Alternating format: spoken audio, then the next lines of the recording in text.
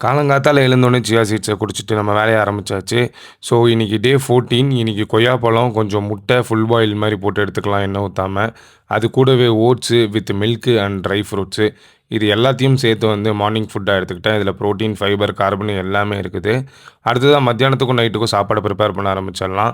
PRAN வாங்கிட்டு வந்திருந்தேன். அந்த ப்ரான்ல வந்து தேவையான மசாலாஸ்லாம் போட்டு இன்கிரீடியன்ட்லாம் அதில மேரினேட் பண்ணியாச்சு. ஸோ மேரினேட் பண்ணி கொஞ்சம் சோயா சாஸ்லாம் ஊத்திட்டு, உப்பு எல்லாமே போட்டேன். போட்டுட்டு அத ஃப்ரிட்ஜுக்குள்ளேயும் வந்து நம்ம வச்சாச்சு நல்லா பெசரி. ஸோ இத வந்து நைட்டுக்காக நம்ம வந்து எடுத்துக்கலாம் இந்த ப்ரான. ஓகேவா? ஸோ ஃப்ரிட்ஜுக்குள்ள வச்சுட்டேன் நானு நல்லா கிண்டிட்டு. அதுக்கப்புறம் கார்ன் வந்து கொஞ்சம் வேக போட்டிருந்தேன். அது கூடவே வந்து ஃபிஷ் வாங்கிட்டு வந்திருந்தேன். அதையும் வந்து மேரினேட் பண்ணியாச்சு. So ginger garlic paste, chilli masala, அப்புறம் டர்மரிக்கு இதெல்லாம் போட்டு வந்துட்டு பக்காவா மேரினேட் பண்ணியாச்சு. ஸோ இந்த மீன்ல வந்துட்டு கொஞ்சம் சாப்பிட்டுட்டு மீதிய தூக்கி மேரினேட் பண்ணி உள்ள வச்சுருவேன். இதுக்காக எண்ணெய ஊத்தி நம்ம வந்து பேன்ல ஃபிஷ்ஷ போட்டாச்சு. ஃபிஷ்ஷ போட்டு ஃப்ரை பண்ணி எடுத்தாச்சு. அது கூடவே கார்னு, கொஞ்சம் போமோகிரானேட் இதான் மத்தியான சாப்பாடு.